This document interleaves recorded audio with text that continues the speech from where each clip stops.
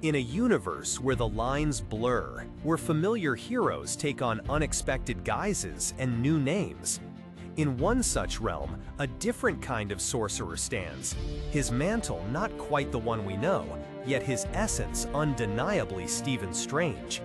But when he steps forward, particularly in the animated series What If, a new name echoes, sparking curiosity and a subtle sense of familiarity for those with an ear attuned to the whispers of fantasy: Iron Mage.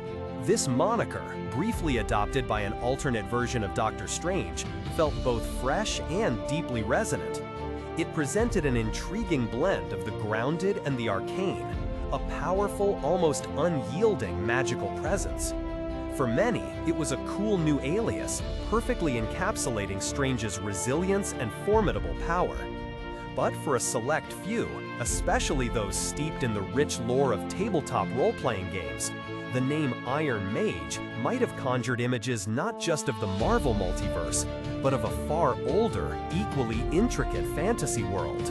We're talking about Ptolus, City by the Spire, a monumental Dungeons & Dragons setting crafted by the legendary game designer Monty Cook. Ptolus isn't just any fantasy city. It's a meticulously detailed, sprawling metropolis, a veritable sandbox of adventure, intrigue, and magic, first published as a massive, almost encyclopedic tome. It's a world where every alleyway has a story, every guild a secret, and every character contributes to an incredibly dense living tapestry. Within this incredibly rich tapestry of Ptolus, there exists a character, an almost legendary figure, known simply as the Iron Mage. This isn't merely a powerful wizard. He's depicted as a sorcerer of immense capability, an enigmatic presence whose influence weaves through the very fabric of the city's magical and political landscape. He stands out, a beacon of arcane might, in a city already brimming with wonders.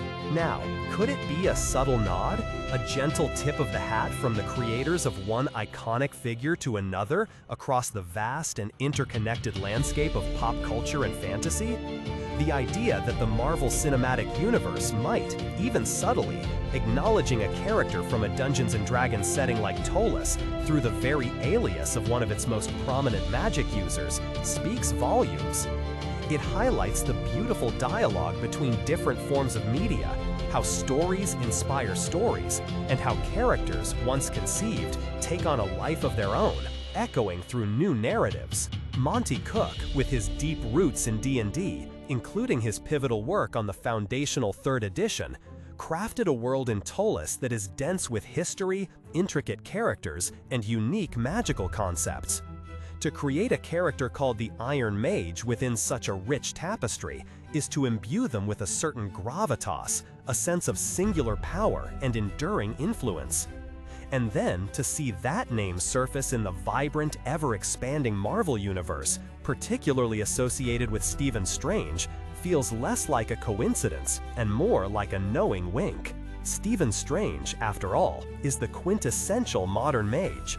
His journey from arrogant surgeon to the Sorcerer Supreme embodies the classic hero's arc, a transformation from scientific certainty to mystical wonder. He's a character who has transcended his comic book origins to become a pop culture icon, influencing countless other magical characters and stories in his wake. The name Iron Mage for Strange, whether a direct reference or a delightful parallel, perfectly encapsulates a certain aspect of his character. He is unyielding, resilient, much like iron, yet wields the most arcane and fluid of powers.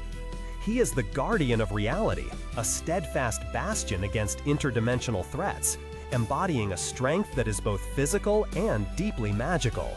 This potential meta-reference underscores not just the influence of Dungeons & Dragons on contemporary storytelling, but also Stephen Strange's own iconic status.